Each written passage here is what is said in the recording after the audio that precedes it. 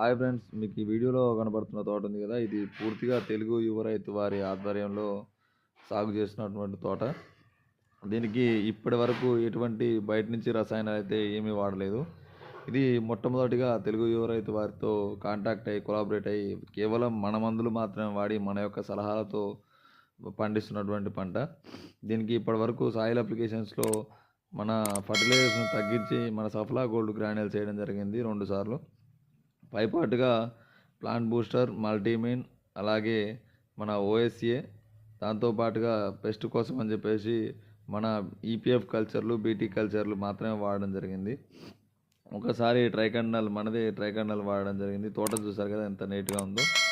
మీకు మాతో కలిసి పంట పండించాలనుకుంటే పైన ఉన్న నెంబర్కి కాంటాక్ట్ అవ్వండి.